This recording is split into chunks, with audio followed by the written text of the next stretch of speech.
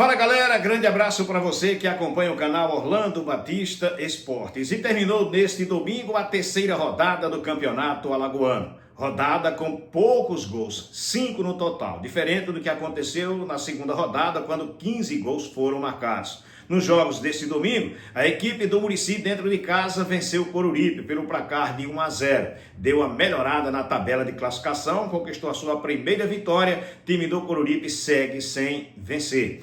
O CSE jogou dentro de casa, se esperava muito mais do tricolor de Palmeiras dos Índios, mas terminou sendo derrotado pelo Cruzeiro. Cruzeiro que vinha na lanterna da competição e com a vitória deu uma melhorada considerável na tabela de classificação. O time do Cruzeiro, portanto, consegue a sua primeira vitória, o CSE segue sem vencer. Ainda neste domingo, em outra partida, desta vez na cidade de Penedo, no estádio Alfredo Ly, o CRB venceu o Penedense pelo placar de 1-0. CRB com um time também diferente da sua penúltima partida. E aí, na zaga, ele teve a volta no gol do goleiro Matheus Albino, na lateral direita o Everton no lugar do Hereda, na zaga ainda no lugar do Henry jogou o Wallace, que vem aproveitando as oportunidades. No setor de meio de campo, o Luizão não jogou, em seu lugar entrou o Pedro Castro, e no setor de ataque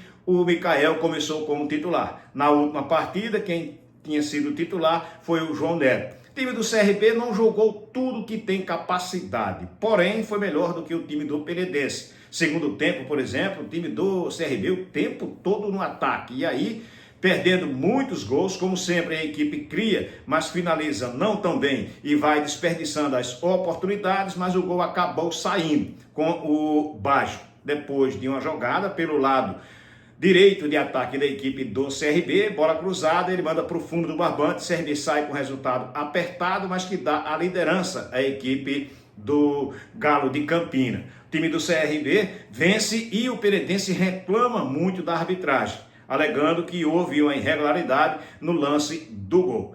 CRB conquista a vitória, dá uma melhorada na tabela de classificação, assume a liderança. É o único time que tem 100% de aproveitamento. 3 jogos, 3 vitórias, tem 9 pontos conquistados. Segundo colocado vem o CSA com 7 pontos. Terceiro, o Asa com 5 pontos. Quarto colocado, o Muricy com 4 pontos. Cruzeiro, com a vitória, foi para a 5ª colocação. Tem 3 pontos conquistados, está ao lado do Penedense, que é o 6º. Na 7ª, o CSE com apenas 1 ponto. O lanterna é o Coruripe, com apenas 1 ponto. Se esperava mais desse time na competição. Agora a próxima rodada já acontece na próxima quarta-feira. A partir das 7 da noite, 2 partidas serão realizadas, com a equipe do Penedense jogando contra o CSE, buscando a recuperação, CSE buscando a sua primeira vitória na competição. No mesmo horário tem o Muricy jogando contra o CSA. Deve ser um jogo interessante. O Muricy fez uma boa partida na capital alagoana diante do CRB.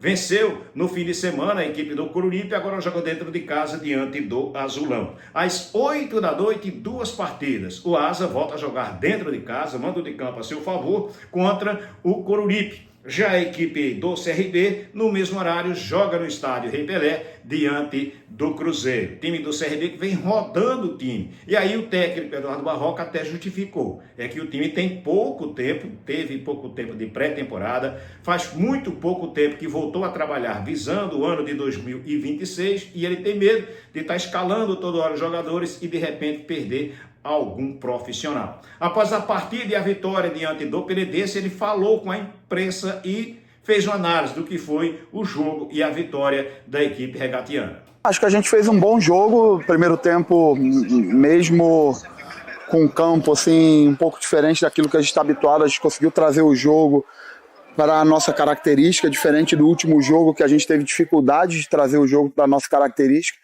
No último jogo a gente deixou o jogo ficar muito em transição e hoje a gente praticamente não deixou isso acontecer.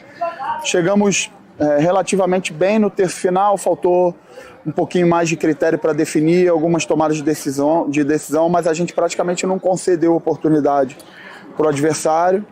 Era muito importante que a gente se mantivesse organizado para não desordenar e dar chance para tomar os contra-ataques e sofrer um gol. e acho que a gente fez um gol construído, as trocas ajudaram muito, isso mostra a força do nosso grupo. Nos 3 jogos que a gente fez até agora, as trocas foram muito importantes, os jogadores que entraram contribuíram, a gente venceu os 3 jogos no segundo tempo e vai mostrando a força do nosso grupo.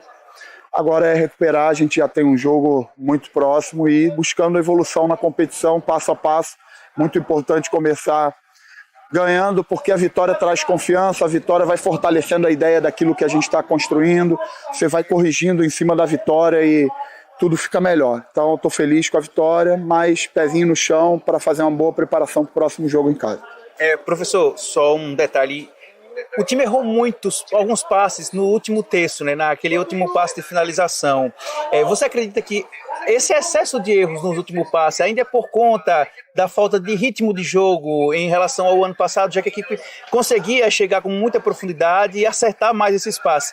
Isso é por conta também da falta desse ritmo no início da temporada? Eu acredito que sim, eu acho que isso aí vai ficando cada vez mais apurado no momento que a gente vai evoluindo na temporada, que os jogos vão acontecendo, que os jogadores vão se entrosando. Eu também tenho mexido na equipe e isso dá um pouquinho de quebra de entrosamento, time. O passe no Mikael é diferente do passe no Potker. Potker é um cara que recebe um tempo na frente, Mikael é um cara que gosta de receber no pé. Thiaguinho é um ponta que gosta de jogar na meia ponta, no meio dos espaços ali para girar de frente. Pato já é um jogador que gosta de receber com o pé na linha, atacar os espaços. Então, assim, isso leva tempo para entrosar mesmo. Eu acho que, de uma forma geral, hoje, coletivamente, a gente fez uma boa partida. E esses detalhezinhos, assim, tem essa parte do entrosamento, tem um pouquinho de melhora que a gente precisa ter no critério para definir. Às vezes a gente chegou inteiro no terço final e fazer uma escolha um pouquinho melhor. E é o meu trabalho ir fazendo esses ajustes para que a gente vá evoluindo jogo a jogo para chegar na fase decisiva da competição em um nível adequado para fazer a diferença, para buscar o título da competição, que é o nosso objetivo. Professor, boa noite, parabéns pela vitória. Quando a gente acompanha o time, digamos, titular, o próximo dele, o CRB venceu 2 jogos por 1-0. Não tomou gol e apresentou o mesmo problema, que era a questão do ataque. Você falou sobre corrigir os erros, sobre os problemas. Aparentemente a defesa está bem sólida, pelo menos os números mostram isso, as atuações também. Você acredita que hoje, de fato, a principal deficiência do CRB é a finalização, é o acabamento das jogadas? Não, eu acho que a gente tem um monte de coisa para ajustar ainda. Eu discordo um pouquinho de você da solidez defensiva. Eu acho que a gente ainda tem uma margem importante para melhorar nesse sentido. Eu acho que o último jogo desafiou a gente em coisas que a gente vai precisar melhorar, e eu acho que foi muito importante hoje a gente dar uma resposta. O adversário de hoje era um adversário que tinha um jogo direto, um jogo de transição, um jogo de bola longa. Então, foi legal a gente ver como é que a nossa linha de 4 se comportou, como é que os nossos volantes se comportaram, mas tem pequenos ajustes ainda para a gente melhorar. Acho que na própria armação das jogadas, em alguns momentos, ficamos com muito mais gente atrás da linha da bola do que eu gostaria. Eu gostaria de ter mais gente próximo ali dos nossos centroavantes, para que nos cruzamentos a gente tivesse com a área mais preenchida do que a gente teve hoje. E a parte da definição, para um time que tem a cultura como o nosso, que é um time que cria muito, né?